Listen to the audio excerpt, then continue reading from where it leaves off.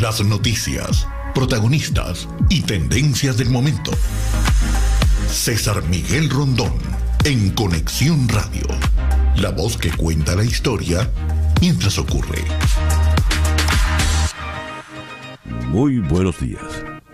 Son las 9 en punto de la mañana de este lunes 28 de agosto del año 2023. Es el último lunes del mes de agosto de este año. Y en este momento, ya acaba de cambiar el reloj, son las 9:01 de la mañana. En este momento, usted está en la sintonía de En Conexión Radio por Éxito 107.1 FM, la emisora del sur de Miami, Territorio Éxitos.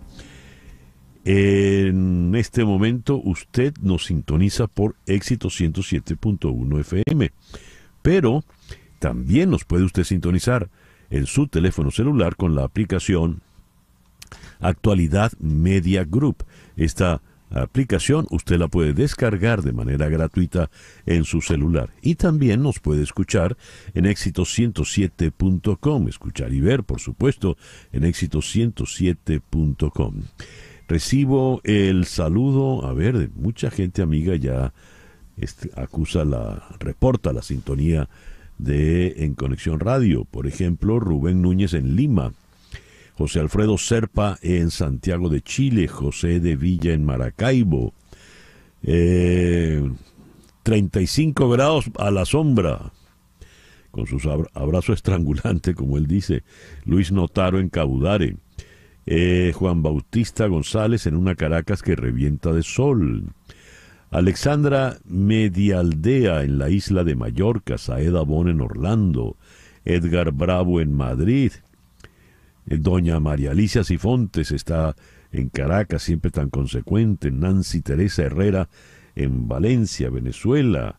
Gracias a todos, pues, por reportar la sintonía de En Conexión Radio. En Conexión Radio es una producción de Floralicia Anzola para Éxito 107.1 FM. Muy buenos días, Floralicia. Muy buenos días, César Miguel. Buenos días, Jesús. Está hoy en los controles. Buenos días también a nuestra querida Laura. Laura Rodríguez está en la producción general. Buenos días, Laura. Muy buenos días a todos y feliz comienzo de semana.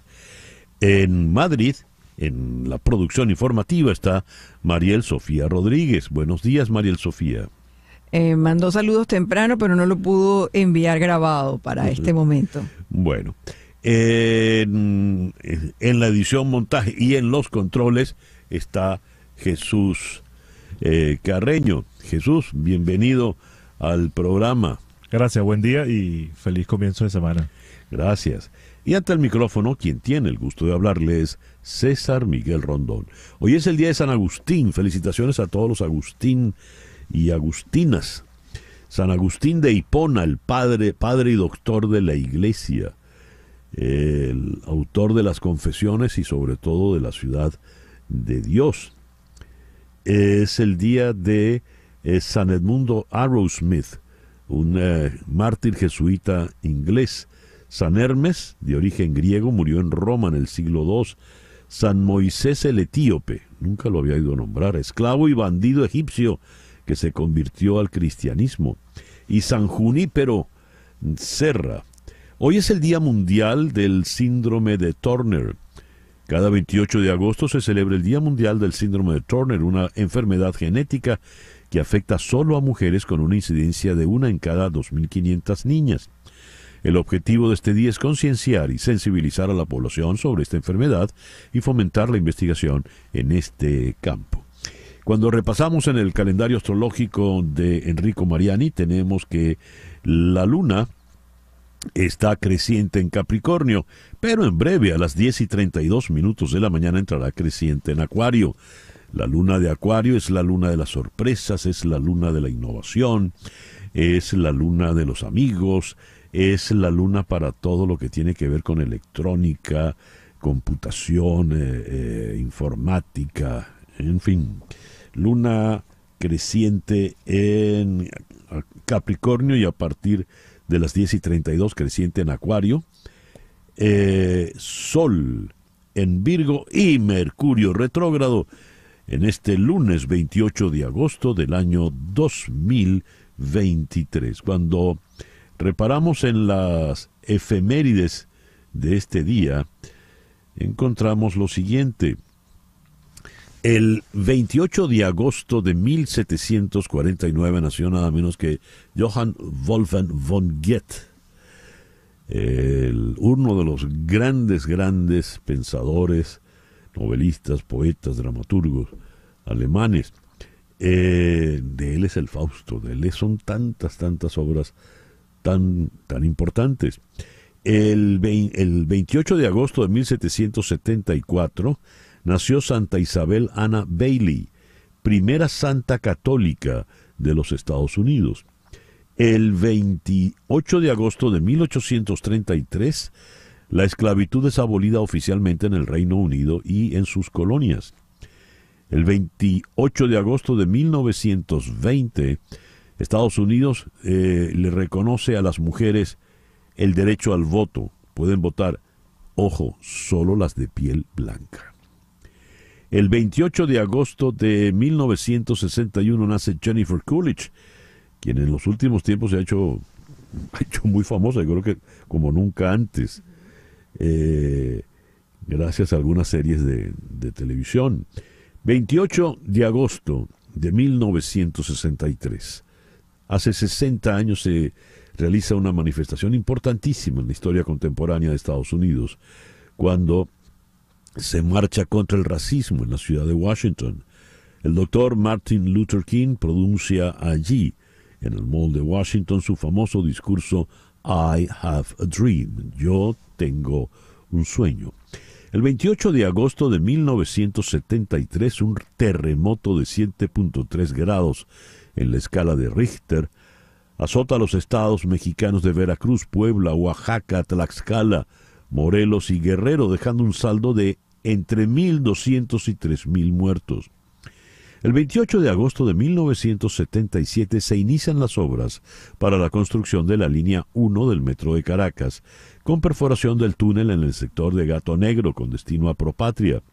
Fue inaugurado el 2 de enero de 1983 por el entonces presidente Luis Herrera Campins en su primera etapa, Propatria La Hollada. Cuando empiezan las construcciones en lo que era la Plaza Venezuela, en ese momento colocan un vagón del metro, un vagón así puesto nada más, y la gente iba y se sentaba, y pasaban, qué sé yo, 1 minuto, 2 minutos sentados para tener la experiencia de lo que era sentarse en un vagón del metro. El 28 de agosto de 1985 murió Miguel Otero Silva, hace ya 38 años. El 28 de agosto de 1850 se estrenó en Weimar la ópera Lohengrin de Richard Wagner. El detalle es que el director en el estreno fue Franz Liszt. El 28 de agosto de 1903 nació uno de los grandes cantores del tango argentino, Agustín Irusta. 28 de agosto de 1943 nace David Soul. Se hizo muy famoso por aquella serie de Starkey and Hutch, y él cantó un tema, uno solo, que fue un gran éxito, Don't Give Up on Us. Reparo en la agenda que vamos a tener para ustedes en el día de hoy. Vamos a conversar en la ciudad de Chicago con el investigador Guillermo Flores. Él es estudioso, investigador en el tema de política, raza y religión en Estados Unidos. Con él vamos a tocar el tema del crimen de odio, a propósito de lo que ocurrió este pasado sábado aquí en Florida, en Jacksonville, cuando un individuo blanco un supremacista blanco asesinó a 3 individuos afroamericanos por razones confesadas por él de odio. En San José de Costa Rica vamos a conversar con Alexander López, analista político. ¿Qué se espera del encuentro entre Joe Biden y el presidente de Costa Rica, Rodrigo Chávez, que se dará mañana en la Casa Blanca? En la isla de San Andrés, en Colombia, frente a la costa nicaragüense, vamos a conversar con el periodista Juan Camilo Blanco. a propósito de la polémica reforma laboral del presidente Gustavo Petro. En Caracas vamos a conversar con el doctor Julio Castro, médico internista e infectólogo. Con él conversaremos de la encefalitis equina. En Caracas reportan contagios y un fallecimiento por el virus de la encefalitis equina. Eso también se ha reportado aquí en Estados Unidos. ¿Qué es y cómo prevenir? En Madrid vamos a conversar con Mara Cricol, la periodista deportiva, a propósito del último escándalo que hay allá en España con el caso de Rubiales. ¿Recuerdan? Rubiales es el presidente de la Federación de Fútbol Español, el que se agarró lo que no debía en público para celebrar el triunfo de las damas del equipo mundial de fútbol español, que no tienen lo que se agarró el elemento este. Pero después le robó el beso de piquito a la jugadora Jennifer Hermoso y le vino el mundo encima. La última, la madre de Rubiales se ha encadenado en una iglesia en Granada pidiendo que paren la campaña sangrienta e injusta en contra de su hijo. Después de eso uno entiende por qué el hijo es como es. Y en Miami vamos a conversar con Milagros González, quien es la coordinadora del Miami New Media Festival. Y nuestro foro de hoy se lo vamos a dedicar a la cultura woke. ¿Qué es la cultura woke? ¿Qué quiere decir eso? Lo vamos a abordar con Federico de Jesús, especialista en comunicación y estrategia política en Washington, D.C., y aquí en Miami con el semiólogo Aquiles Esté. Ese pues es el programa que hemos previsto para ustedes en el día de hoy. Y a las 9:13 de la mañana hacemos contacto con Hani Martínez Ward. Hani, muy buenos días, feliz inicio de semana. Muy buenos días, ¿cómo están? Feliz lunes para todos. Y bueno, queríamos recordarle que nosotros estamos abiertos 24/7. ¿Hola? Sí, ¿Me adelante, adelante. Que estamos abiertos Sí. 24/7 a cualquier hora para si usted tiene un accidente. Ayer domingo las personas estaban llamando después de ir a almorzar, al regreso a casa estaban en accidentes y nosotros siempre le decimos, es mejor que usted haga esa llamada inmediatamente. Nosotros empezamos a lidiar con los seguros, abrir los reclamos, hablar con ellos, en vez de esperar al lunes, el martes, el miércoles, porque lo que queremos es que usted haga hacer valer sus derechos inmediatamente. Si hay la posibilidad de una renta de un auto, usted recibe la renta del auto. Si hay la posibilidad de arreglar su carro de primero, pues entonces le damos prioridad. Y eso es lo que queremos hacer, que no un accidente no le dañe el resto de la semana o el resto de los días por no tener su carro, por no tener un auto de renta, ya que en Miami no se puede estar sin auto. Así es. Por ello, tenga usted en la memoria de su teléfono móvil, de su teléfono celular, el teléfono de Hani Martínez Ward, el número. ¿Cuál es ese número? 855-DOLOR-55. 855-DOLOR-55, que equivale a 855-365-6755. Le repito, 855-365-6755. Y muy importante lo que dijiste, Hani, 24/7 están allí para atender en cualquier caso de accidente, ¿es así? Exactamente, y no le cobramos un centavo a usted, podemos ir a visitarlo hasta su casa, puede venir hasta nuestras oficinas de Miami Lakes o en 10 minutos por teléfono.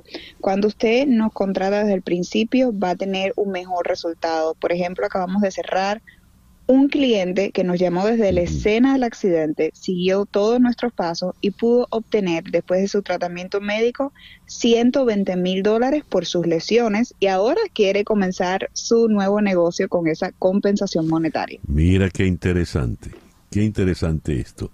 A ver, Hani, cuando tú dices usted no tiene que pagar nada, pero siempre hay que pagar algo, ¿quién paga? Bueno, sí, no es que trabajamos de gratis, es que a usted no le cuesta nada. ¿Por qué? Porque el seguro del culpable es el que paga el gasto de abogado. usted nunca va a pagar nada. El seguro del culpable paga el gasto de abogado cuando ganamos el caso, y si no ganamos el caso, no se preocupe, usted tampoco nos debe absolutamente nada. Muy bien. Repito los teléfonos de Hani Martínez Ward. 855-DOLOR-55, 855-DOLOR-55, que equivale a 855-365-6755, 855-365-6755. Hani, muchísimas gracias. Muchas gracias. Hani Martínez Ward, abogada de accidentes. El editorial con César Miguel Rondón. 60 años atrás se dio en la ciudad de Washington una marcha, una concentración insólita, inédita. Nunca se había reunido tanta gente en ese inmenso espejo de agua que está en el mall de la ciudad de Washington. Es una explanada muy, muy larga, y allí se estima, pues, se dieron cita varios cientos de miles de personas. Fue la marcha más grande que se diese y que se recordase para protestar contra las violaciones de derechos civiles, por los derechos civiles. Fue convocada por el doctor Martin Luther King, el líder defensor de los derechos civiles. El doctor King dio allí su famoso discurso de I Have a Dream, el discurso donde él explicaba: tengo un sueño donde todos seremos hermanos, un sueño donde se acabará el racismo por siempre. 60 años después, es noticia en el estado de Florida un lamentable tiroteo donde, por razones raciales, un hombre blanco asesinó a 3 afroamericanos. La nota de France Press dice: el asesinato de 3 afroamericanos en Jacksonville ha sido catalogado como el más reciente acto de violencia fatal impulsado por el odio racista. La administración del presidente Biden había advertido previamente que los supremacistas blancos representan una de las amenazas persistentes y letales más significativas para la seguridad nacional. Nadie en este país debería vivir con miedo a la violencia alimentada por el odio, y ninguna familia debería tener que lamentar la pérdida de un ser querido por la intolerancia, dijo el fiscal general Merrick Garland en un comunicado. La investigación en curso se ha centrado en determinar si este acto puede ser considerado tanto un crimen de odio como un acto de extremismo violento. Las autoridades están analizando cuidadosamente las circunstancias que llevaron al tirador, un joven blanco de 21 años, a perpetrar este acto de violencia racial.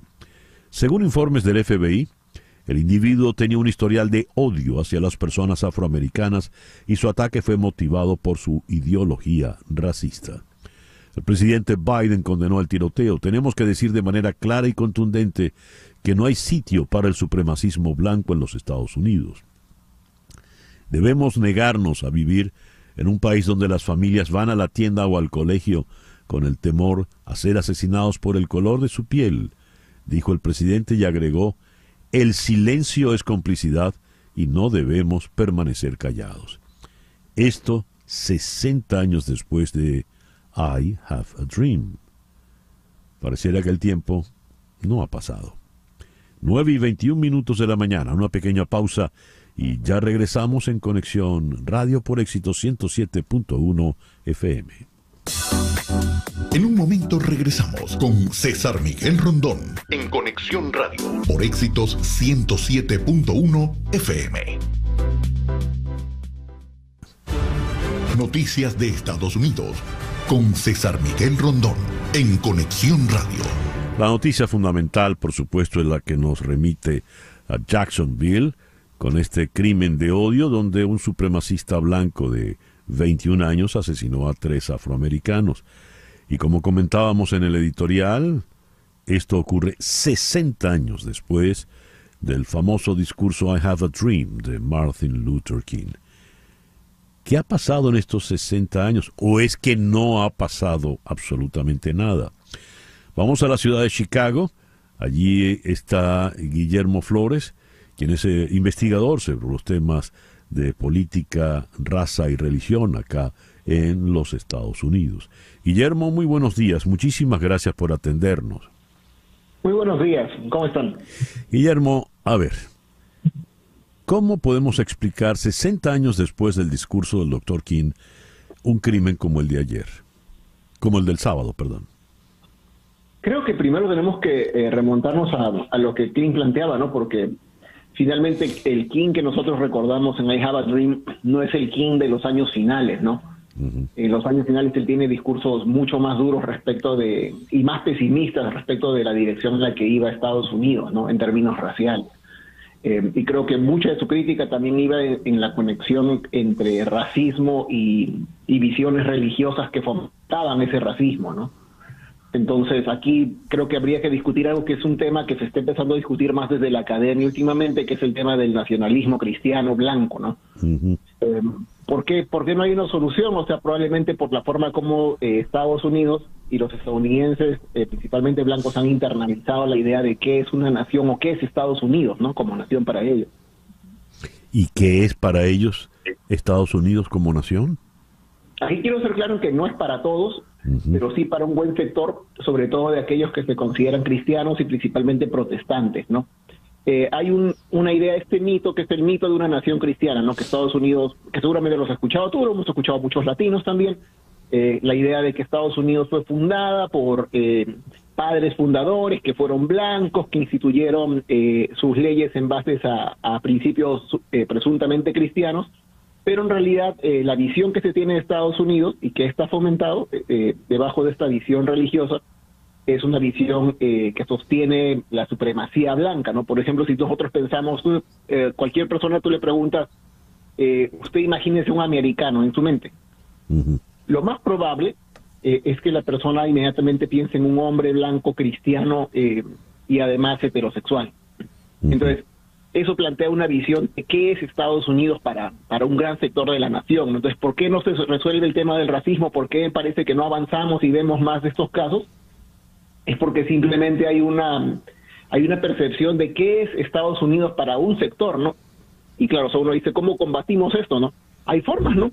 Por ejemplo, en los sistemas de educación, a través de temas como, por ejemplo, avanzar más educación en temas raciales, ¿no? Hay varios estados en que se ha tratado de promover la educación en base a Critical Race Theory, pero incluso en el mismo Florida ha sido bloqueada, ¿no? Porque vi que la declaración de Ron DeSantis era que repudiaba a este tirador, ¿no? Que claramente era una persona racista, ¿no? Que lo había hecho con motivaciones raciales, pero no obstante en su estado está claramente bloqueado todo avance de discusión de Critical Race Theory en las escuelas, ¿no? Ajá, he allí la contradicción, ¿verdad? Ahora, cuando ese ejemplo, Guillermo, que es un norteamericano, que es un americano para cualquiera, entonces es un blanco tal con esas características. Pero, ¿cómo quedan, digamos, ciudadanos americanos tan emblemáticos como Ray Charles, Stevie Wonder, Barack Obama, John Coltrane, Sidney Poitier, Morgan Freeman? ¿Cómo quedan ellos? Es que ahí justamente hay un caso perfecto que tú estás mencionando, porque si te das cuenta la mayoría de personas que tú has mencionado son artistas, ¿no? O deportistas. Es porque a eso es, y también hay seguramente muchos latinos, ¿no? Rita Moreno, ¿no? Sí. Entonces, pero cuando desde un sector que sostiene una visión supremacista blanca, ve al latino, ve al afroamericano, al asiático, piensa en términos de entretenimiento. O sea, nosotros estamos aquí como una fuente de entretenimiento, como una fuente de deporte, ¿no? Pero no se nos ve necesariamente como full citizens, ¿no? Sí. Con full political rights. Claro. O sea, no se discute, o sea, por ejemplo, no Barack Obama, pero Barack Obama es uno, ¿no? Y muchos pastores afroamericanos que han entrado en política muchos otros, y eso está documentado por la academia, no por décadas, ¿no? Muchas personas blancas le demandan a estos pastores afroamericanos que se involucran en política que dejen de hablar de política y que hablen de Dios, como si pudieran ser separables, ¿no? Claro, uno podría agregar a Jesse Jackson o a Condoleezza Rice para comentar también que hay en los dos partidos. Interesante ese punto de vista, Guillermo. Te agradezco mucho de verdad tu intervención en el programa de hoy. No, muchas gracias a ti por la invitación. Guillermo Flores es especialista en estos temas de racismo. Es profesor en la Universidad de Chicago, desde donde nos habló. ¿Qué otras noticias tenemos de Estados Unidos, Flor Alicia? La secretaria de Comercio de los Estados Unidos, Gina Raimondo, abrió conversaciones con funcionarios del gobierno chino hoy, diciendo que es profundamente importante que las dos economías más grandes del mundo tengan una relación económica estable. Los dos países comparten más de 700.000 millones de dólares en comercio anual. El equipo de campaña de Donald Trump dijo que recaudó $7.100.000 desde que publicó la foto policial del expresidente relacionada con su acusación en Georgia. En una declaración en el día de ayer, el portavoz de la campaña de Trump confirmó que se han recaudado casi $20 millones en las últimas 3 semanas, coincidiendo con la acusación en Washington y la foto de identificación policial en Atlanta. La tormenta tropical Idalia se encontraba cerca de la costa de Cuba ayer y podría llegar a tierra como huracán en el sur de Estados Unidos, dijo el Centro Nacional de Huracanes. La actualización del centro también incluyó un aviso de huracán para la provincia cubana de Pinar del Río. Los meteorólogos dijeron que esperaban que Idalia se convirtiera en huracán el martes en el Golfo de México y luego girara hacia el noreste, hacia la costa oeste de Florida. 9:32. Lo que ocurre en Venezuela con César Miguel Rondón en Conexión Radio. La alianza entre Primero Justicia y Un Nuevo Tiempo cobró fuerza cuando este segundo partido decidió no postular candidato propio a la elección primaria de la oposición. El fin de semana, el líder de Un Nuevo Tiempo, el gobernador del estado Zulia, Manuel Rosales, publicó un mensaje en sus redes: en la construcción de la unidad ganadora rumbo a la primaria del 22 de octubre. Fin de la cita. Ese texto es acompañado por un video que confirma la reunión con Enrique Capriles, abanderado a la primaria por Primero Justicia. El jefe de investigación de materias primas de Citigroup Incorporated, Ed Morse, declaró en una entrevista con Bloomberg que los principales miembros de la OPEP podrían necesitar considerar nuevos recortes de producción a medida que algunas de las naciones más problemáticas del grupo logren un crecimiento inesperado de la oferta. Los 5 frágiles, Irán, Irak, Libia, Nigeria y Venezuela, que han luchado contra pérdidas e interrupciones en la producción durante los últimos años, agregarán, dice el informe, aproximadamente 900.000 barriles por día de producción este año y al menos lo mismo en el año 2024. Un total de 51 migrantes irregulares venezolanos y ecuatorianos. De ellos, 14 menores de edad fueron abandonados por traficantes cuando huían de las autoridades que los interceptaron en un sector del Caribe en Panamá, según informaron fuentes oficiales. Los migrantes, 46 nacionales de Venezuela, 5 de Ecuador, eran transportados en una lancha rápida. La misma fue avistada por una patrulla del Servicio Nacional de Fronteras en el litoral Caribe de la comarca indígena Gunayala, fronteriza con Colombia. 9:34. Lo que pasa en Latinoamérica en Conexión Radio. Un sismo de magnitud 5.5 sacudió Colombia el domingo, informó el Servicio Geológico Colombiano, sin que autoridades reportaran daños de inmediato. El terremoto se produjo en el departamento del Chocó, situado sobre la costa del Pacífico a una profundidad menor a los 30 kilómetros. El gobierno argentino lanzó medidas para tratar de fortalecer el consumo, equilibrar el impacto de la devaluación del peso frente al dólar y afrontar una inflación mayor al 100% interanual, según anunció ayer el ministro de Economía, Sergio Massa. Las medidas comprenden ayudas impositivas, créditos blandos y el pago de bonos extraordinarios a trabajadores y jubilados. El ministro también anunció la eliminación de impuestos a la exportación de productos agrícolas con valor agregado industrial, como vino, arroz y tabaco, y la entrega de fertilizantes. El exgobernador de Tamaulipas, Eugenio Hernández Flores, que se encuentra pendiente de extradición a Estados Unidos por varios delitos de lavado de dinero cometidos en el estado de Texas, ha salido de prisión tras estar encarcelado desde el año 2017. Hernández Flores abandonó el sábado de madrugada la cárcel de Tenango del Valle, en el Estado de México, tras pagar una fianza de 5 millones de pesos, y pese al alto riesgo de fuga, ha recogido el diario local El Financiero. El exgobernador fue detenido en diciembre del año 2016 en Ciudad Victoria, Tamaulipas, por varios delitos de corrupción, entre ellos la apropiación indebida de un inmueble de unas 1.600 hectáreas, valorado en 1.586 millones de pesos. 9:36.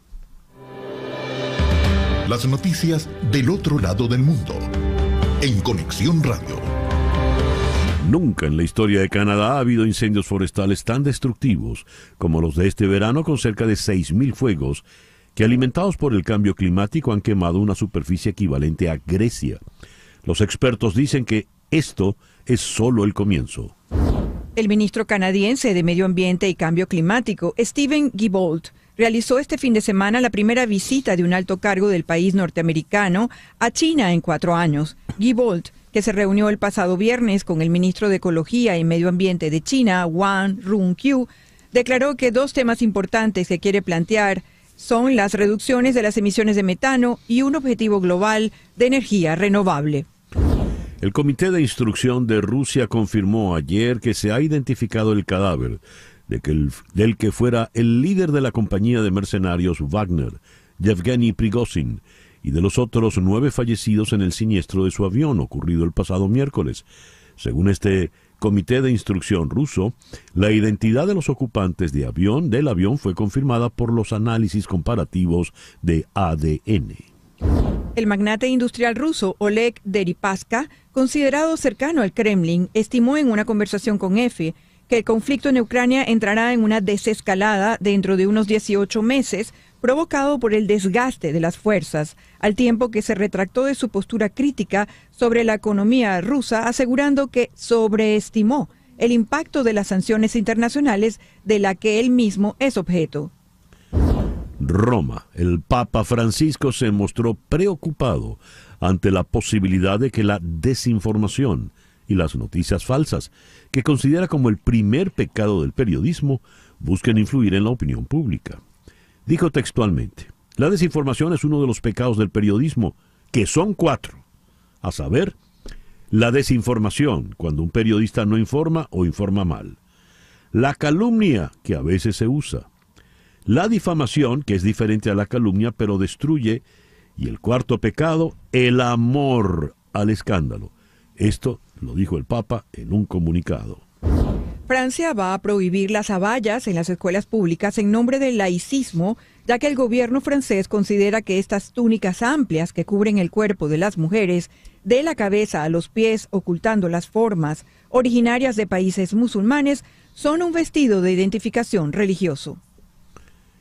Siria acusó a Israel de perpetrar un nuevo ataque con misiles contra el aeropuerto internacional de Alepo, en el noroeste del país, que ha quedado fuera de servicio debido a los daños materiales causados por la acción, según informó la agencia siria SANA.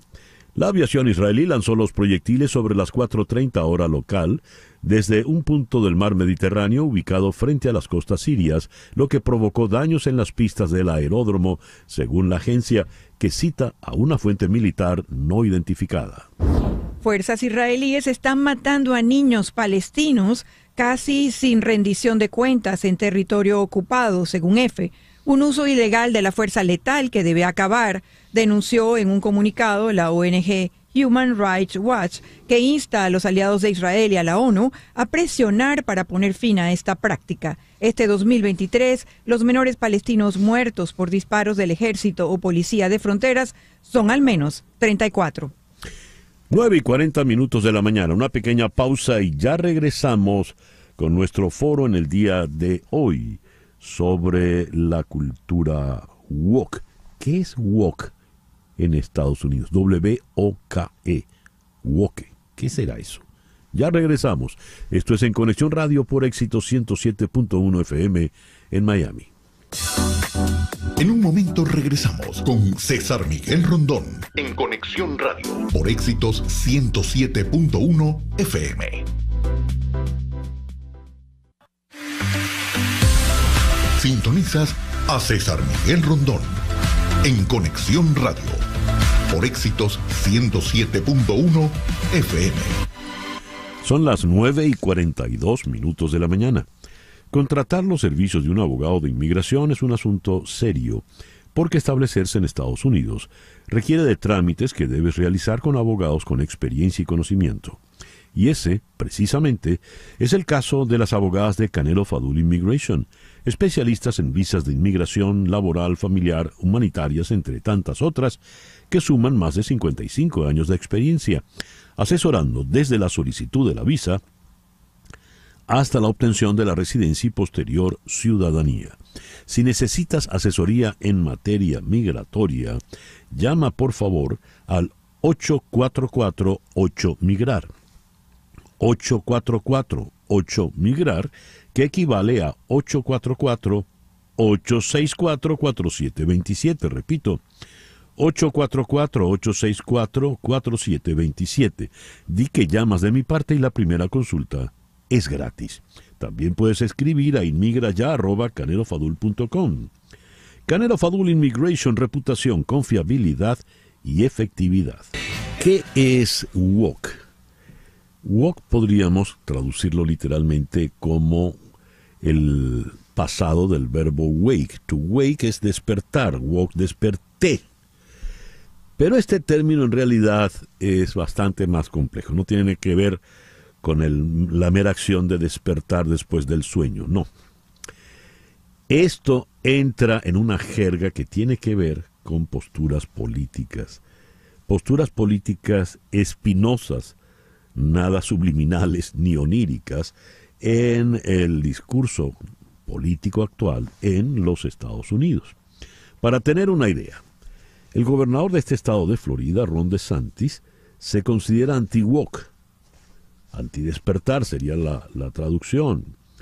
Hemos abrazado la libertad, hemos mantenido la ley y el orden, hemos protegido los derechos de los padres, hemos respetado a nuestros contribuyentes y rechazamos la ideología del despertar. Cita textual para el gobernador DeSantis, tal como lo dijo en su discurso cuando fue reelecto. Luchamos contra los despertares en la legislatura, contra los despertares en las escuelas, contra los despertares en las corporaciones. Nunca jamás nos rendiremos ante la mafia de los despertares. Florida es donde los despertares van a morir. Where the woke are going to die. ¿Qué pasa con woke? ¿Qué es realmente woke más allá de despertar o no despertar? Y políticamente en el discurso actual de los Estados Unidos, ¿qué viene a representar? ¿De dónde salió esto? En la ciudad de Washington, D.C., está Federico de Jesús. Él es especialista en comunicación y estrategia política, presidente de FDJ Solutions. Federico, muy buenos días. Muchísimas gracias por atendernos en esta mañana. César, gracias por tenerme contigo y tu radio audiencia. Y en la ciudad de Berlín está el semiólogo, analista político y colaborador de opinión en The New York Times, Aquiles. Aquiles, muy buenos días, en realidad muy buenas tardes por allá. Saludos, gracias por la invitación. Un gusto estar en tu programa. Muchas gracias, Aquiles. A ver, ¿qué es woke hoy por hoy? Comencemos con Federico de Jesús. Este término, ¿a qué alude políticamente hablando en el discurso político, valga la redundancia, en los Estados Unidos?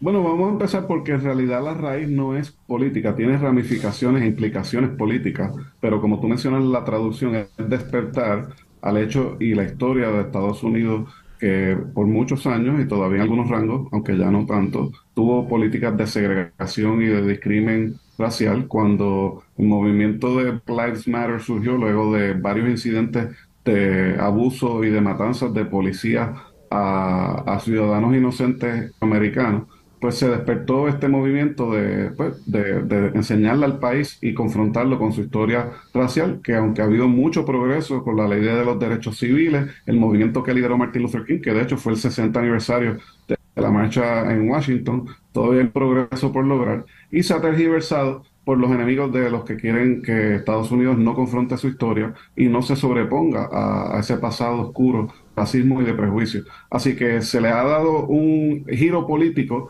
algo que en realidad no lo debería de tener, y es muy lamentable, ¿verdad? Ron DeSantis lo usó políticamente, pero no le ha dado muchísima gasolina en las primarias republicanas como él pensaba. Así que esa es la ramificación política. Se ha usado para extremizar a los que están luchando contra el racismo y el discrimen, no solamente contra la comunidad afroamericana, sino contra los inmigrantes, contra la comunidad gay, y se ha usado para tergiversar a los liberales. Ya entiendo. Hablaba Federico de Jesús desde Washington. ¿Y cuál es la opinión que nos puede brindar al respecto el semiólogo Aquiles Esté en Berlín?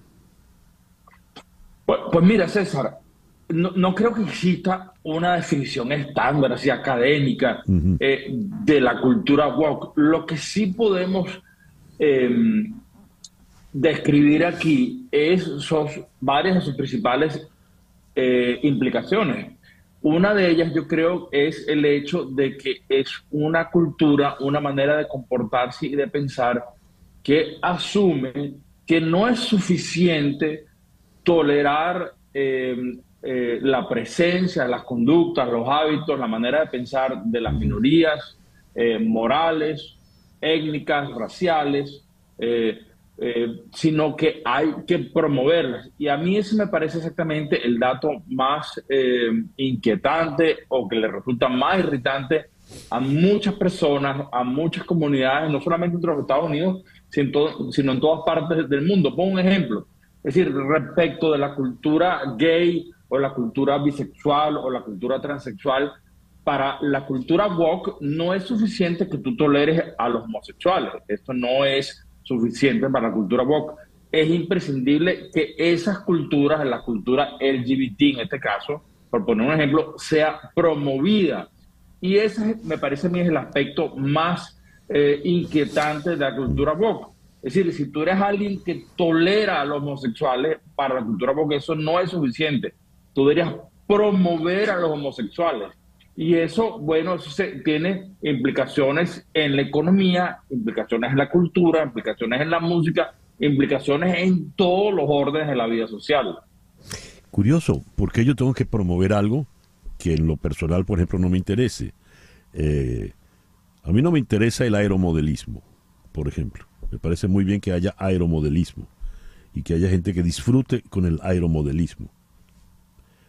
Yo tengo que involucrarme en el aeromodelismo, tengo que promoverlo. A lo mejor el ejemplo que estoy poniendo es muy ligero, muy distante, pero a ver si voy entendiendo cuál es la postura que nos describiste, Aquiles. No basta con que yo tolere, debo ir más allá, debo ser activista. Exactamente. A mí me parece que ese es el rasgo más polémico y que nuevamente a mucha gente le resulta más irritante de la cultura woke. Si tú eres una persona que toleras a los bisexuales, para la cultura woke eso no es suficiente, porque se aduce que los bisexuales han sido oprimidos durante décadas, durante siglos probablemente, y que la tolerancia no es suficiente. La bisexualidad tendría, en teoría, para los promotores de la cultura woke, que ser promovida por todo el mundo, auspiciada por todo el mundo. Y eso me parece bueno que tiene implicaciones económicas. Por ejemplo, lo acabamos de ver, comerciales, en el caso de las tiendas Target en Estados Unidos, tiene implicaciones morales, ¿verdad? En las escuelas, en la industria del cine, y tiene implicaciones políticas, como es el caso que ustedes han mencionado de Ron DeSantis, que ha hecho una especie de eje de su campaña política, el enfrentamiento con la cultura woke. Entonces, yo pongo ese rasgo particular sobre la mesa porque me parece que es el aspecto no solamente más irritante de la cultura woke, sino que el aspecto que mejor la define.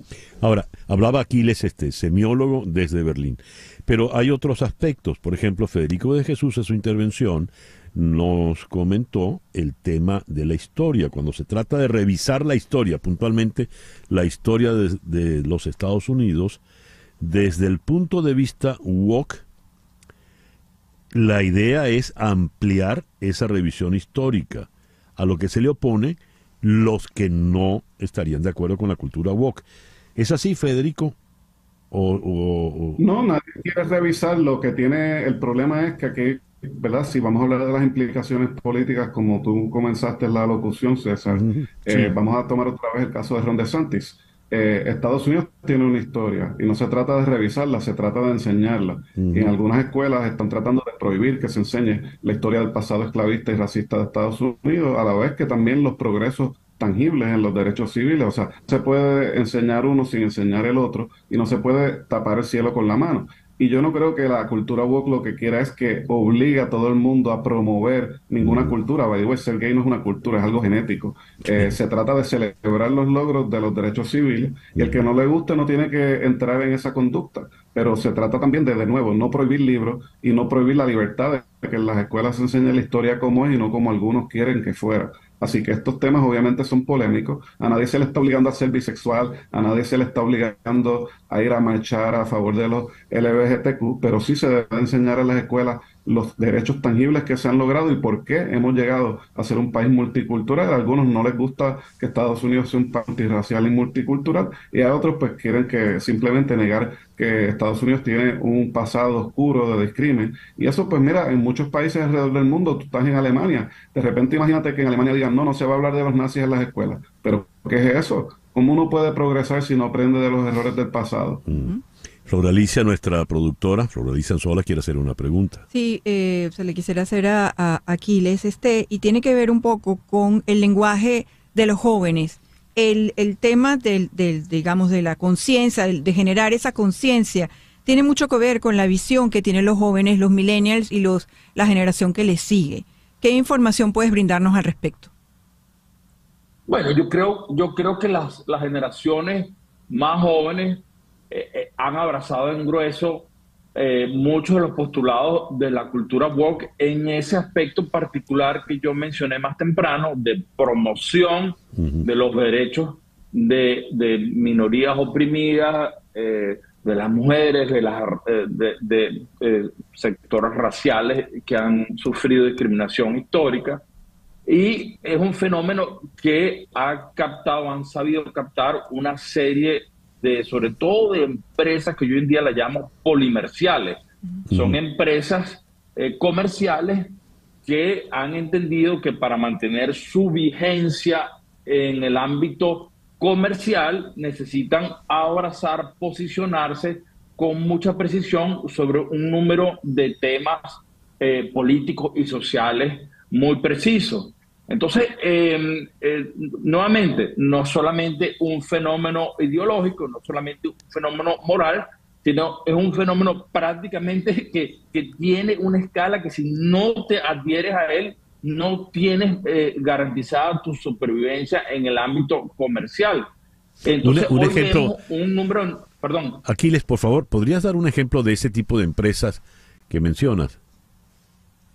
Sí, claro, no son muchas. Mira, Netflix, mencioné ahora más temprano Target, Budweiser, Nike, es decir, son muchas. Ojo, y no son solamente en temas morales, son temas raciales. El ejemplo que más rápido me viene a la cabeza es el de Nike ustedes recordarán, el gesto de arrodillarse del quarterback Kaepernick.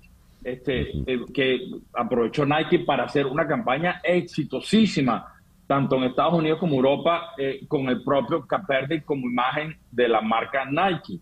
Es decir, es un número enorme y creciente de empresas comerciales que han comprendido que si no se suman a la cultura woke, por llamarlo de alguna manera, no tienen garantizado su éxito comercial.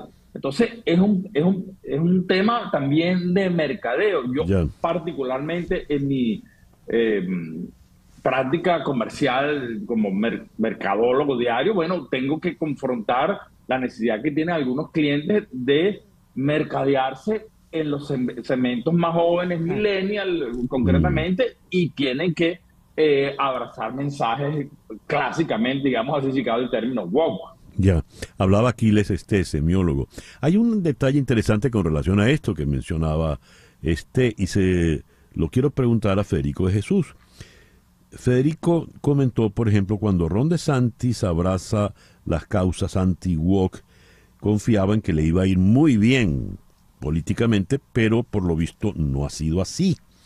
Cuando tocamos el tema de la historia, que Federico me corrige, dice, no es revisar la historia, es enseñar la historia tal como fue, vino la polémica sobre la postura de DeSantis y la promoción de algunos libros donde a la esclavitud se le veían beneficios, los beneficios que le trajo la esclavitud a los esclavos. ¿Podrías ahondar un poco en esto, Federico, por favor? Federico de Jesús. Gracias por mencionarlo, sí. A Ron DeSantis se le criticó mucho por hablar de los beneficios de la esclavitud, de que eso fue como un internado que hicieron los negros, no que se les obligó a venir contra su voluntad. Y me parece bien irónico, de nuevo, en el ámbito político, que el Partido Republicano y Ron DeSantis en particular hable de libertad, pero en Florida se prohibieron libros sobre Sonia Sotomayor, sobre Roberto Clemente, sobre cosas bien elementales. O sea, de nuevo, el compañero está allí en Alemania donde se prohibieron los libros y eso no llevó a nada de libertad. Así que, de nuevo, puede haber diferencias y deberían de haber diferencias, pero la libertad de expresión, la libertad de cátedra y, de nuevo, la libertad de publicar un libro no debería de estar en entredicho. Y aquí no se trata de obligar a nadie a tener una conducta personal que no quiera. Se trata de celebrar que han habido unos logros de derechos civiles en muchos ámbitos y si no se enseña esa historia se va a repetir y yo creo que cualquier historiador debería estar de acuerdo con eso. Muy bien. Ya para concluir, Aquiles, me gustaría escuchar tu opinión de cierre. Pues mira, yo he seguido muy de cerca la campaña de Ron DeSantis, entre otras cosas porque yo me muevo entre Madrid y Miami. Paso largos periodos en Miami y sigo muy de cerca la política en Estados Unidos. Mira, yo creo que DeSantis no solamente ha fracasado por haber abrazado de esa manera tan automática, tan mecánica, la cultura anti-woke, el enfrentamiento a la cultura woke, sino porque ha hecho unos errores de cálculo enormes. Por ejemplo, el mayor de ellos, si me preguntan, tiene que ver justamente con el enfrentamiento con Disney, que es la corporación que más sabe de comunicación en el mundo. Él se equivocó en esa batalla. Disney defendió a su base laboral, donde hay un porcentaje seguramente importante de población homosexual o bisexual, qué sé yo, y erró ese tiro. O sea, él creyó que esa pelea tenía dimensiones nacionales y la verdad no las tuvo. Entonces, yo creo que él se ha equivocado en confundir las batallas morales, sobre todo que hay ahorita en los Estados Unidos, con una ruta franca para la Casa Blanca, y esa apuesta no ha sido rendidora. Él le apostó a eso, a una base conservadora, ultra conservadora, lo iba a apoyar en ese camino y se ha quedado en cabecera de pista. De modo que mi sugerencia, si se puede decir, con los políticos que se quieren meter por ese camino, es que analicen muy bien el rendimiento electoral de un tema que prácticamente yo creo que es indetenible, que es el avance de conquistas morales, si cabe la palabra, que sobre todo los jóvenes vienen adoptando a una velocidad increíble. Yo lo veo como un fenómeno absolutamente indetenible. Y en ese sentido, bueno, el que se vaya a meter por allí, que mida muy bien sus decisiones. Aquiles, muchísimas gracias por acompañarnos en el programa de hoy. Muchas gracias, el gusto es mío. Aquiles semiólogo, nos habló desde la ciudad de Berlín. Y aquí en Estados Unidos, en la ciudad de Washington, Federico, muchísimas gracias por habernos acompañado. Un placer y saludos a Aquiles y saludos a la radio audiencia. Gracias por tenerme, César. Gracias a ti por atender la invitación. Federico de Jesús es especialista precisamente en comunicación y estrategia política. Hablo desde Washington, D.C. 10:02 de la mañana, una pequeña pausa y ya regresamos en Conexión Radio por Éxito 107.1 FM. Una pausa y regresamos con César Miguel Rondón en Conexión Radio. Mañana, martes 29, el presidente de Costa Rica, Rodrigo Chávez, se encontrará en la Casa Blanca en Washington con el presidente Joe Biden. ¿Qué se espera de esa reunión? ¿Qué esperan sobre todo los amigos ticos de esa reunión? Vamos hasta San José de Costa Rica, donde en la línea telefónica está el analista político Alexander López. Alexander, muy buenos días, muchísimas gracias por atendernos. Muy buenos días para usted y para toda su radio escuchas. Encantado de estar por acá y a la orden. ¿Qué expectativas tiene Costa Rica de esta reunión? Mire, la verdad que esta va a ser una visita interesante después de 17 años de que un presidente costarricense no está en la Casa Blanca. La última visita fue del expresidente y premio Nobel de la Paz, don Óscar Arias Sánchez, hace ya, como les digo, 17 años. Esta visita me parece que reviste importancia no solo para Costa Rica, sino que es una visita incluso de carácter o que tiene implicaciones regionales. Y paso a explicarme. Hay como tres grandes temas de la visita del presidente Chávez. Uno más de carácter nacional, uno podríamos llamarlo de carácter regional e incluso uno de carácter internacional global. Lo cual la hace un poco una visita un poquito distinta, diría yo. El primer tema, sin duda alguna, que es más de carácter nacional y de preocupación para, en general para la región, pero sobre todo para Costa Rica, es el tema de lo que se denomina la regulación ordenada migratoria. El tema migratorio, sin duda alguna, es de preocupación tanto para los Estados Unidos como para Costa Rica, como para la región, pero sobre todo para Costa Rica, en el tanto de que este país ha sido históricamente un país con una alta tasa de inmigración. De hecho, es el país de América Latina, de toda la América Latina, con más inmigración, alrededor del 10%, hablando porcentualmente, no nominalmente, desde luego, porcentualmente. Estamos hablando de que más o menos entre el 10 y el 11% de la población que vive en Costa Rica son inmigrantes. Si usted lo compara con, digamos, el segundo país que tiene una alta tasa y que ha sido reciente, no es histórica, sino que es reciente, que es Chile, estamos hablando del 7%, ¿verdad? Y de ahí para abajo después Argentina, que también tiene una tasa un poquito histórica, ¿verdad? En el cono sur, pero apenas llega a la mitad de lo que porcentualmente lo que tiene Costa Rica, que es el 5%. Entonces, este país, no solamente históricamente, sino que actualmente recibe una gran cantidad de inmigrantes y, como sabemos, hay una situación de preocupación regional por la situación que ya conocemos en toda la región de América Central y de América del Sur. Eso en primer lugar. Sí, y puntualmente, pero antes de seguir, ¿qué esperaría Costa Rica en esta circunstancia migratoria de la Casa Blanca? Básicamente la aproximación de inmigración costarricense siempre ha sido de respeto a los derechos humanos, ha visto el tema migratorio no como un tema de seguridad, sino como un tema de derechos humanos, y por lo tanto lo que esperaría es un reforzamiento de la ayuda económica y de la ayuda técnica para hacerle frente. Ya hay un primer aporte de los Estados Unidos a través de la Organización Internacional de las Migraciones, significativo, un reforzamiento de la operación nacional de la OIM en Costa Rica, pero eso necesita ser reforzado porque el flujo está desbordando las capacidades y este país, como usted bien sabe, tiene, por ejemplo, la seguridad social, que es universal.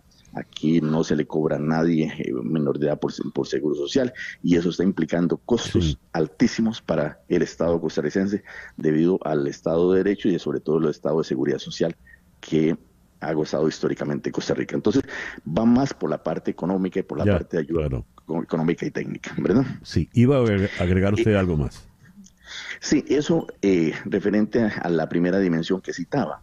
La segunda tiene que ver con una preocupación también, me parece, del gobierno estadounidense y que es también de preocupación de Costa Rica, que es el tema de la gobernabilidad democrática en la región. El presidente Biden, en general, esta administración ha insistido mucho en el tema de la gobernabilidad democrática y es bien sabido y conocido que la región centroamericana, y no solo Centroamérica, sino también América del Sur, pero quedémonos en Centroamérica, enfrenta una situación sumamente difícil con gobiernos como el de Nicaragua, de un carácter totalmente autoritario, el gobierno como el de El Salvador, que también enfrenta una serie de cuestionamientos en términos de su gestión, ¿verdad? Y en términos del Estado de Derecho, llamémoslo el Estado de Derecho en El Salvador, pero también tenemos la situación en Guatemala, aunque recientemente hubo elecciones, sabemos de los problemas para el desarrollo de esas elecciones y de la situación difícil con el Ministerio Público y que no sabemos exactamente en qué va a terminar en Guatemala. En Honduras se viene saliendo una situación difícil con el presidente en estos momentos encarcelado, expresidente encarcelado en Estados Unidos. Entonces, básicamente queda en la región Costa Rica y Panamá. Así de sencillo. así de dramático, ¿verdad? Así de sencillo y así de dramático. Entonces, hay una segunda línea de preocupación que tiene que ver con la existencia de la democracia y la sobrevivencia de la democracia en la región, ¿verdad? Sí, y eso, por eso le decía que una segunda dimensión tiene que ver con ese tema regional, ¿verdad? Alexander, y finalmente, sí, dígame. No, que ya se nos fue el tiempo, pero termine usted la idea, por favor. Sí, y finalmente el tercer tema que le decía que tiene un carácter más global es un poco la preocupación en materia de ciberseguridad que tiene que ver con el incremento de la presencia de la República Popular China en la región, ¿verdad? Que eso también es de preocupación de Estados Unidos y que sé que se va a abordar un poco colateralmente, pero ahí está el tercer tema. Entonces yo lo dejaría ahí, esos son los tres grandes temas, uno más nacional, uno más regional y uno más de carácter global. Le agradezco mucho su explicación tan completa. Muchas gracias, Alexander. A la orden, a la orden. Alexander López, analista político desde San José de Costa Rica, 10:15 de la mañana. Las noticias de este momento en Conexión Radio. ¿Qué noticias tenemos en este momento, Flor Alicia? Polonia y los países bálticos exigieron este lunes a Bielorrusia que expulse al grupo ruso de mercenarios Wagner, anunció el ministro polaco del Interior Mariusz Kamiński. Los hombres de Wagner están en suelo bielorruso tras el breve y fallido motín que protagonizaron a fines de junio contra la cúpula del ejército ruso. El presidente bielorruso, Alexander Lukashenko, dijo recientemente que quiere mantener en el país hasta 10.000 integrantes de esa organización. Gracias, Flor Alicia. Vamos ahora a las 10:16 de la mañana a la isla de San Andrés, la isla colombiana frente a la costa nicaragüense, allí en el Mar Caribe. Allí está Juan Camilo Blanco, periodista de Noticias RCN. Juan Camilo, muy buenos días, muchas gracias por atendernos. Hola, ¿qué tal? Muy buenos días para usted y para todos los que nos escuchan hasta ahora. Polémica reforma laboral, la del presidente Petro. A ver, esta segunda reforma, ¿qué novedades trae y dónde está la polémica, Juan Camilo?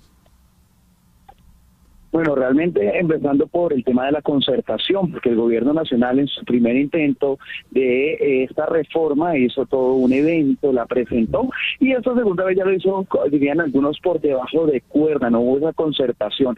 Pero mire, uno de los puntos trascendentales tiene que ver con el de la jornada diurna y la jornada nocturna, y es que el gobierno nacional quiere que cambie, que empiece mucho más temprano esta jornada. Hoy empieza la jornada nocturna a las 9 de la noche, pasaría a comenzar a las 7 de la noche. ¿Qué provoca esto? Pues obviamente costos para los empresarios. Este es uno de los puntos trascendentales, pues que tiene mayor resistencia por parte de las agremiaciones, César. A ver, ¿y cuál es la postura patronal? Ahí lo que ellos piden es que no se haga este cambio porque pues obviamente va a haber menos empleabilidad porque tendrán que reducir jornadas laborales. Principalmente hay sectores que trabajan, usted sabe, desde horas de 6 de la tarde en adelante, lo que generaría que haya un aumento en los costos para los empresarios. Ellos dicen que eso no fue concertado y pues obviamente ahí no se está generando más empleo, no se generaría más empleo, sino lo que va a hacer es que por el contrario las empresas tengan que reducir el número de personas que contratan. ¿Hubo o no hubo diálogo? Porque ahí creo que es donde está la polémica, ¿no? Sí, mire, si bien el gobierno nacional intentó hacer unas mesas de trabajo, unas mesas de concertación, pues no es mucho lo que ha, digamos que implementado en esta nueva reforma. Y este último texto, como le comentaba, no fue presentado, digamos, nuevamente ante esas mesas, sino que fue presentado de una vez a el Congreso de la República sin que se hiciera pues una última revisión y pudiera hacerse como puntos de encuentro. Prácticamente se quedó la reforma que tantas críticas tuvo y que pues hoy se ve con un panorama complicado, por lo menos en lo que tiene que ver en el Congreso. ¿Qué va a ocurrir en esto y cuándo habrá que tomar una decisión ya en firme? Mire, por ahora tiene que escogerse quiénes van a ser los ponentes. Recordemos que en el ciclo anterior no pasó mayor cosa, no avanzó, se quedó paralizado, pero va a tener muchas contradicciones esta reforma laboral. Recordemos que en Colombia estamos en campaña electoral para las regionales.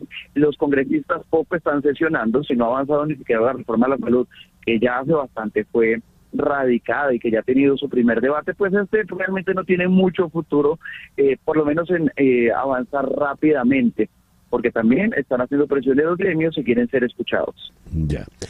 Juan Camilo, muchísimas gracias por estos minutos en la mañana de hoy. No, gracias a ustedes y pues muy pendientes de lo que ocurre entonces en esta reforma laboral y que pues tanto insistencia ha hecho el gobierno con ella. Ya. Juan Camilo Blanco es periodista de Noticias RCN, nos habló desde la isla de San Andrés. 10:20 de la mañana, una pequeña pausa y ya regresamos en Conexión Radio por Éxitos 107.1 FM. Continuamos en breve con César Miguel Rondón en Conexión Radio por Éxitos 107.1 FM. Tan barato. A ver esto, reportan contagios y un fallecimiento por el virus de la encefalitis equina en Estados Unidos. Funcionarios de salud en 2 estados advierten que la gente debe tomar precauciones contra las picaduras de mosquitos debido a la presencia del virus de la encefalitis equina del este, que se propaga a través de la picadura de mosquitos infectados. ¿Qué es la encefalitis equina? Vamos a consultar con un experto. Vamos a ir hasta el sur, hasta Caracas, donde está el buen amigo, el doctor Julio Castro, eminente médico, internista e infectólogo. Julio, muy buenos días. Muchísimas gracias por atendernos. Buenos días, César. Un placer estar contigo de nuevo y saludo a todo este equipo de producción a tus oyentes. ¿Qué es la encefalitis equina? Fíjate, es una enfermedad producida por un virus, que es un virus del grupo de los arbovirus como grupos generales. Él específicamente es un togavirus. Es un virus que se parece al virus del dengue, está en el mismo grupo de virus, lo mismo que chikungunya, como grandes familias de virus. ¿Okay? La característica que él tiene en particular es que cuando produce enfermedad en humanos, que es bastante poco común, tiene una mortalidad cercana al 30%. Por eso es que, a pesar de que haya pocos casos, en particular en Estados Unidos, puede afectar a las personas que las afecta muy severamente. ¿Dónde está la parte equina en la encefalitis? Porque estamos hablando de un mosquito. Fíjate, el ciclo del virus es un ciclo un poquito particular.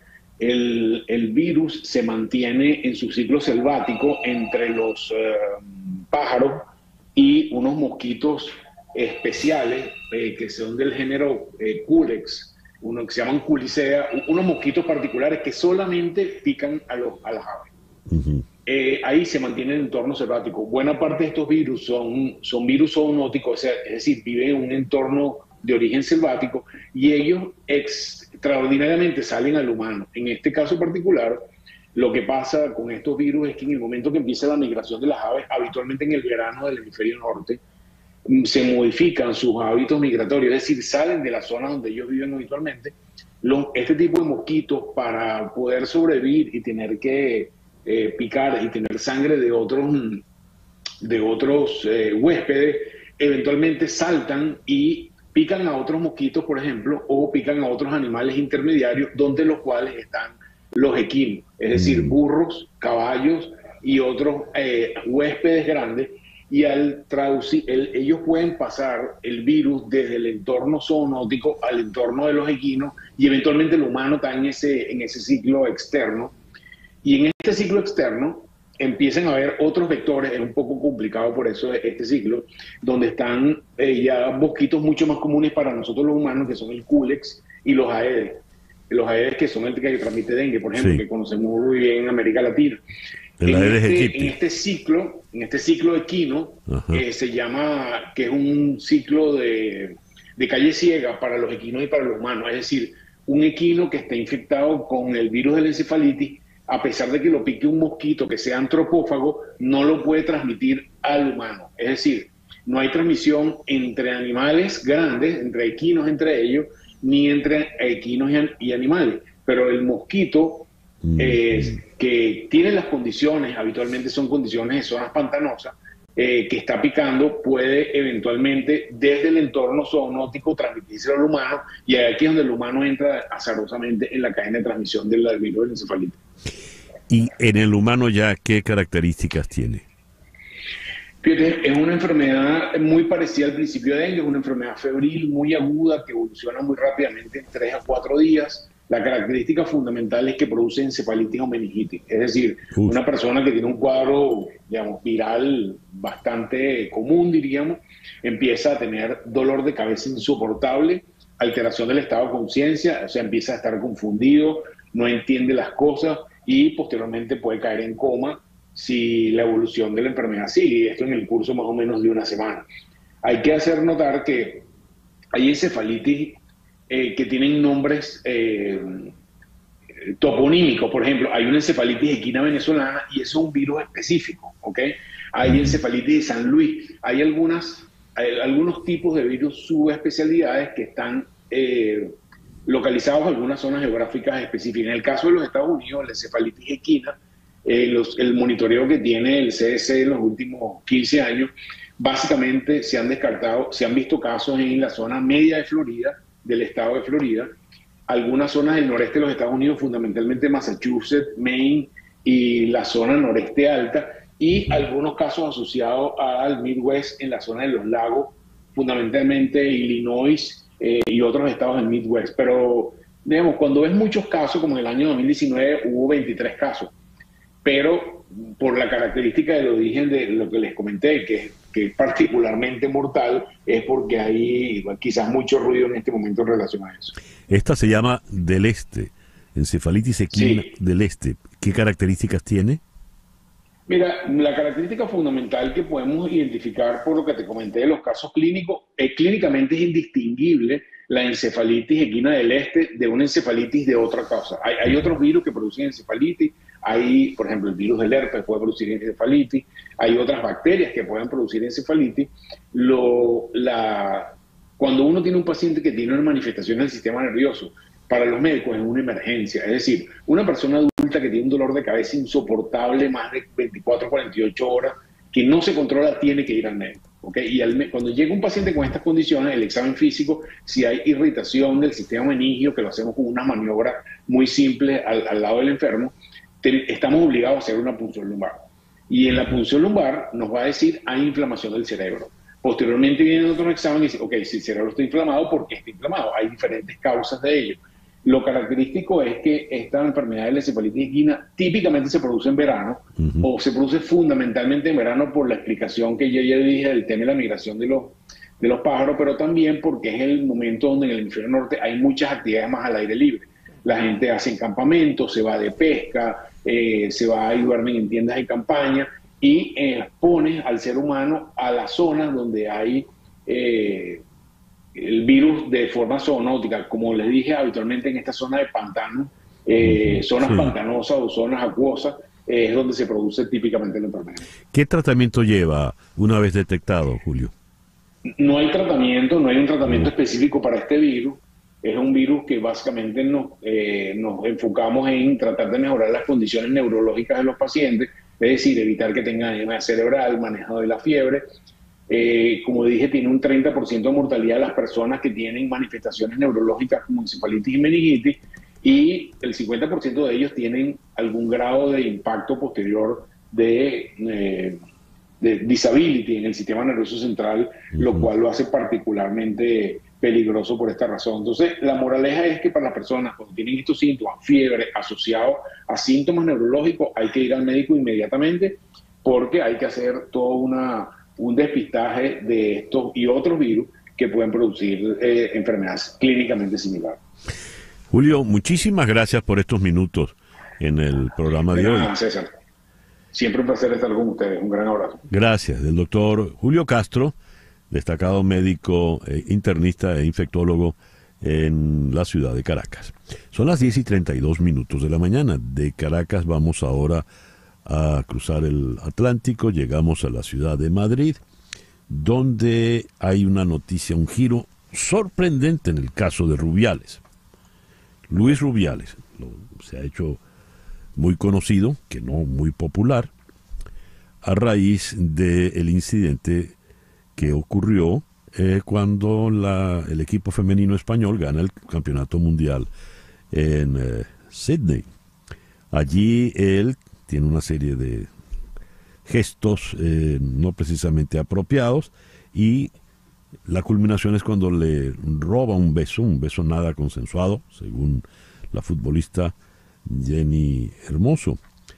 De allí en adelante ha venido todo un escándalo. La FIFA le ha suspendido, han pedido su renuncia, y el giro inesperado que ha ocurrido en el día de hoy es que su señora madre, la señora Ángeles Béjar, ha entrado en una iglesia, tengo entendido, en Granada, a hacer una huelga de hambre para que cese lo que ella ha definido como una campaña inhumana y sangrienta en contra de su hijo, Luis Rubiales. ¿Qué es esto? Esto es un... En fin, ¿cómo calificarlo? Vamos hasta Madrid. Todo el escándalo lo hemos venido conversando a lo largo de estos días con la periodista deportiva Mara Caricol, y Mara gentilmente está de nuevo en la línea telefónica. Mara, muy buenos días, gracias por atendernos. Buenos días, César, ¿qué tal? Mara, ¿qué es lo que pide la señora Béjar? Básicamente lo que está pidiendo es que se encuentre una solución a lo que, como tú bien has marcado, lo que ella ha calificado como una cacería inhumana y sangrienta que están haciéndole a su hijo, y le pide a la futbolista Jenny Hermoso que diga la verdad y que mantenga la versión que tuvo al principio de los hechos, según comenta la madre de la hasta ahora presidente de la Federación Española de Fútbol. Pero ¿qué era lo que quería? ¿Qué fue lo que dijo Jenny Hermoso que ahora no dice, según la señora Béjar? Bueno, el 25 de agosto Jenny puso un comunicado en su Instagram, en su Twitter, en el que decía que se sentía vulnerable y víctima de una agresión.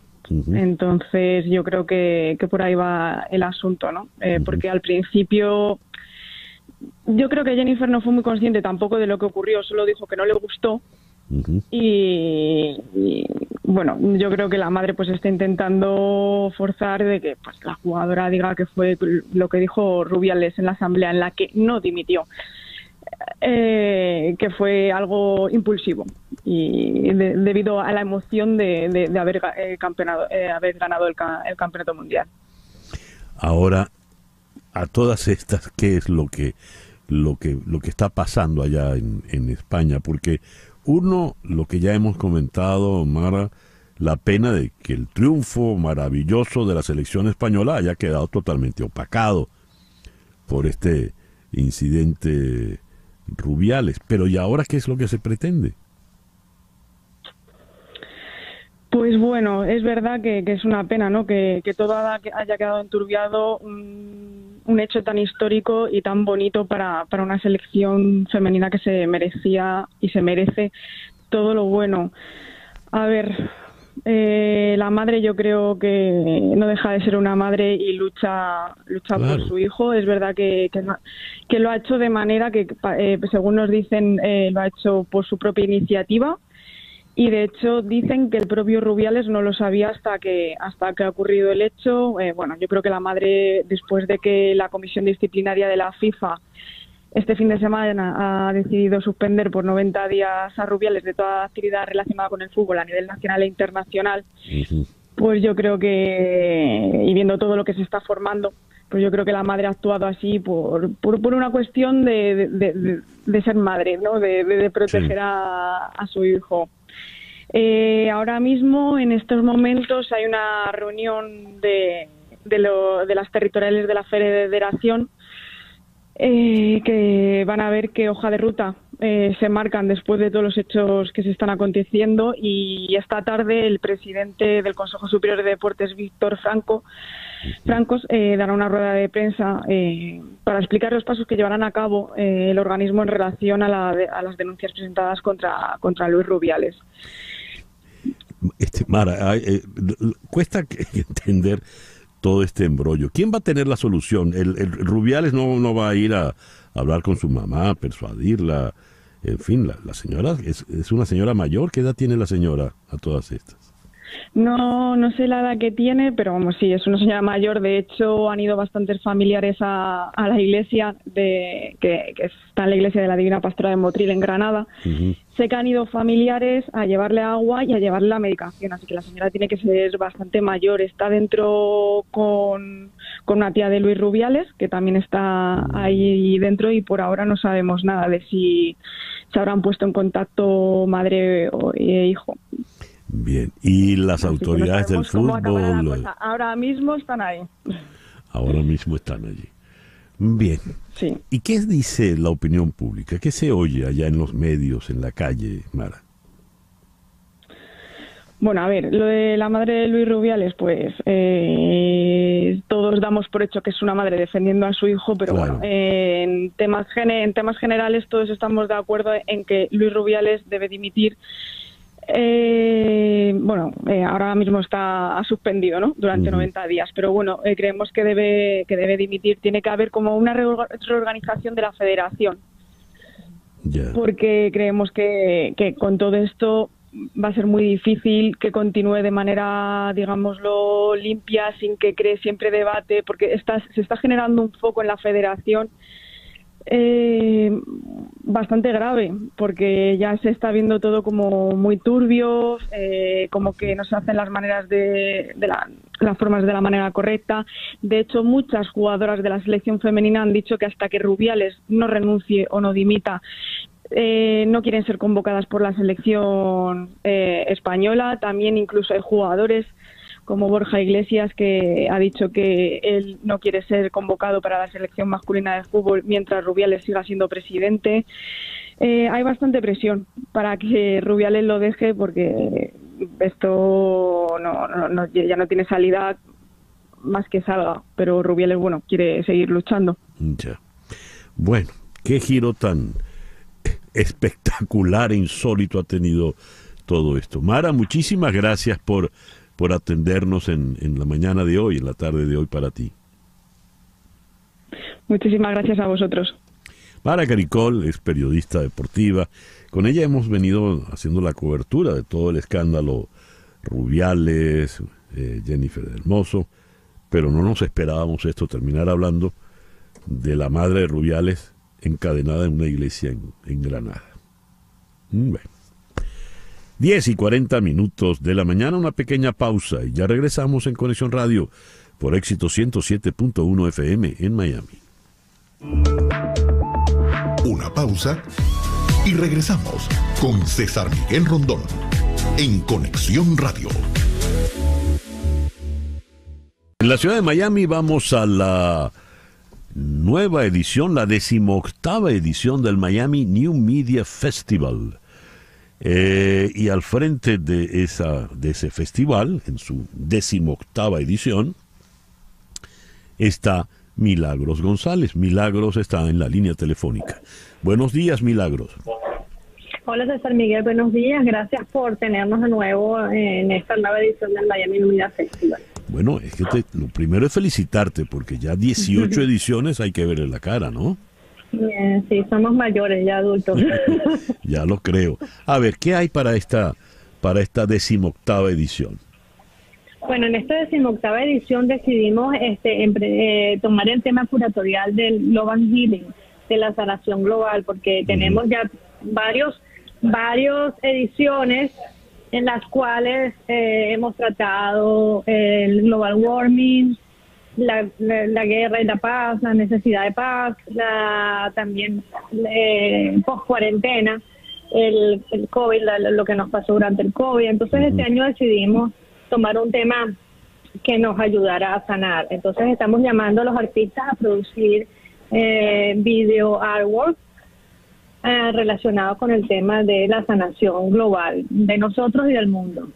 Cuando hablas de sanación global, muy bien, nosotros y el mundo, pero en el caso nosotros, ¿en qué estás pensando, Milagros? ¿Qué tipo de sanación es la que buscas? Individualmente, como comunidades espiritual, sanación también física, que nos apoyemos y reflexionemos sobre vías y caminos en los cuales podamos encontrar un estado en el cual nuestra salud mental y física sea óptima, y así podamos también ayudar a sanar el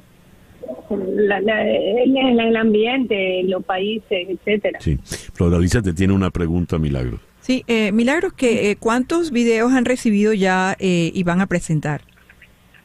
Mira, usualmente recibimos unos 100 videos cada año y tenemos un mes en el cual estamos haciendo la convocatoria. Siempre pasa que los primeros 2-3 semanas hay menos videos y al final, bueno, el último día llegan todos. Llegan todos. En este momento tenemos 30. En este momento tenemos 30 y tenemos la convocatoria abierta hasta el 15 de septiembre. Yo sé que los últimos 40 van a llegar pronto o más. ¿Y a dónde se envían? ¿A dónde se envían para quienes nos estén escuchando en este momento? Para quien quiera aplicar al Miami New Media Festival, por favor puede acceder a la página miaminewmediafestival.com y el botón Open Call, hacer clic en el botón Open Call y allí te darán las instrucciones, tiene el jurado y el acceso a un formato en el cual pueden llenar toda esa información, y el video tiene que ser un link que se pueda bajar, un link de YouTube o un link de Vimeo o un link de Google Drive. ¿Y qué características deben tener las piezas, Milagros? Muy importante, no mayores de 10 minutos.